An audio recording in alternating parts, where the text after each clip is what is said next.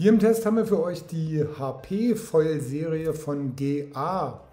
Gibt es in unterschiedlichsten Größen, müsst ihr mal auf der Webseite schauen, den Link findet ihr unter den Bildunterschriften. Wir haben hier im Test für euch den 1450er, ein Mit-Aspekt-Ratio-Flügel. Der ist vergleichbar von der Spannweite und von der Form ein bisschen wie Fanatec Aero High Aspect oder die BSC-Serie von Axis. Ein Flügel, der eine schlanke Anströmkante besitzt und eine mittlere Profildicke. Auffällig ist, dass das Profil zu den Tips hin nicht stark ausgedünnt ist, sondern ziemlich gleichbleibend ausfällt. Das Ganze hat hier eine Fläche von 1450 Quadratzentimetern bei einer Spannweite von 92 cm. Kombiniert ist das Ganze mit einem Stabi. Der hat eine Fläche von 303 Quadratzentimetern bei einer Spannweite von 44 cm. Die 72 cm lange Fuselage und auch der Mast sind aus Aluminium. Dieser ist bei uns im Test 85 cm. Alles ist mit M6 und Torqueantrieb verschraubt. Die Base ist hier mit Schnellverbindungen, das heißt, sie sind geschlitzt am Ende, sodass man die Schrauben seitlich einfach nur einführen muss. Bei den Materialien für die Flügel hat man hier eine Kombination aus Glas und Carbon gewählt. Alles ist hier soweit sauber und passgenau verarbeitet.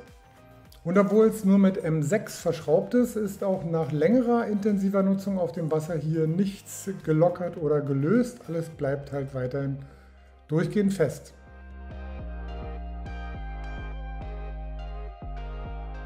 Die HP-Serie von GA steigt hier wirklich früh und sehr gleichmäßig auf, ohne irgendwelche Nervositäten oder irgendwelche besonderen Lastwechsel, die man hier vollziehen muss.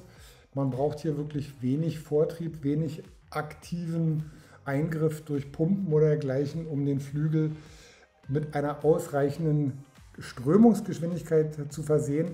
Auch bei Boards, die sich insgesamt effektiv anpumpen lassen müssen, wird der Flügel auch sehr schnell im Verhältnis frei.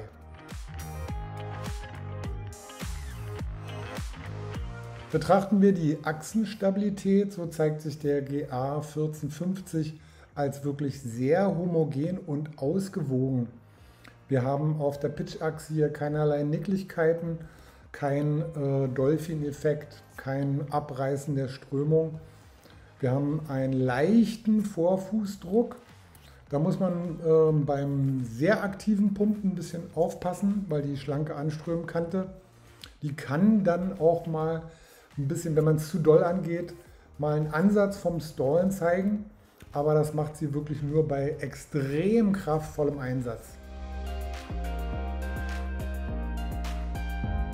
Um es nochmal mit dem Fahrkönnen abzugleichen, also das Aufstiegsvermögen und die Notwendigkeit der Aktion, ist hier wirklich absolut auch einsteigertauglich.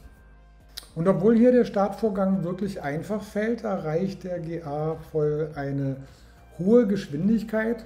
Die schlanke Anströmkante, das nicht zu dicke Profil verursachen wenig Widerstand.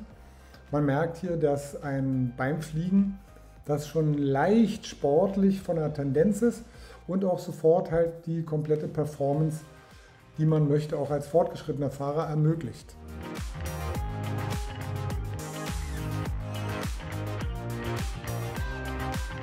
Und auch um gute Leistung auf dem Armbandt-Kurs zu erreichen, muss sich der GA 1450 hier nicht mühen. Klar, wir sind ja noch nicht im Race-Bereich dann angekommen, aber für den normalen Freerider oder den Allrounder sind die Leistungen Abwind wirklich ebenfalls durchweg gut.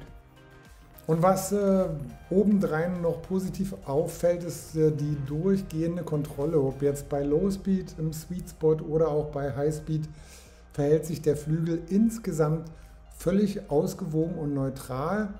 Hier gibt es kein Einlocken. Er lässt sich insgesamt frei bewegen, aber mit ausreichendem Feedback, sodass man hier keinerlei Kontrollprobleme bekommt, egal in welchem Geschwindigkeitsbereich.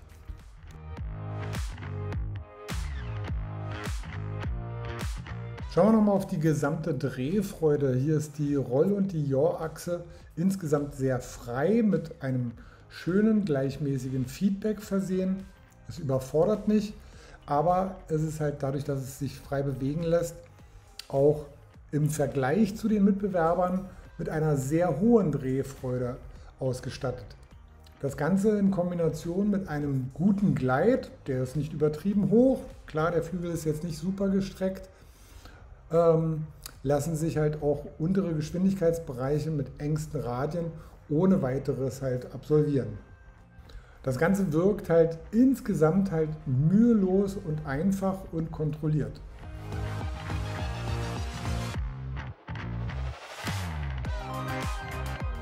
Eine wirklich hohe und gute Absprunggeschwindigkeit sorgen auch beim Springen für schöne Leistung. Gerade dieses leichte Eintauchen des Flügels sorgt besonders auch bei Einsteigern in diesem Bereich für eine einfache Kontrollierbarkeit.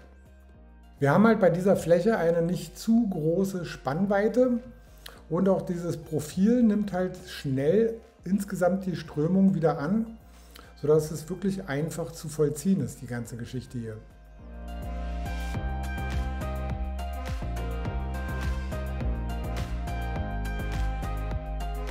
GA konkurriert hier mit dem HP, mit der HP-Serie durchaus in der obersten Liga und das mit einer wirklich robusten Verarbeitung und einem empfohlenen Verkaufspreis von 11,49 € für das gesamte Set.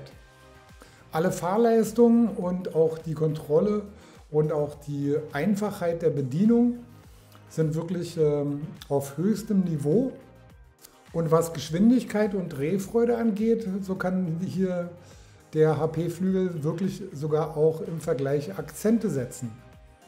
Die von uns getestete Größe in 1450 eignet sich optimal in Kombination mit Boards zwischen 80 und 110 Litern Volumen. Oder auch der Bereich des Fahrkönnens ist sehr breit gestaltet. Der Einsteiger hier mit 70 Kilo kann das Ganze hier wirklich als allerersten Flügel fürs frühe Aufsteigen und sanfte Aufsteigen nutzen.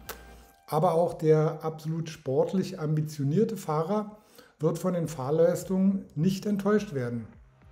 Wer sich von seinem Gewichtsbereich mehr in der 100 Kilo Klasse bewegt, für den ist das Ganze hier ein wirklich ganz wunderschöner Allround-Flügel, der in allen Bereichen Spaß bringt. Und wenn man abschließend nochmal im Vergleich auf das Gewicht schaut, so ist das halt, wenn man die Komponenten von Aluminium und Glascarbon-Flügeln betrachtet, mit 4,4 Kilo definitiv gerade mal 10% schwerer als die leichtesten Vertreter in dieser Größenordnung. Von uns gibt es hierfür einen Daumen hoch.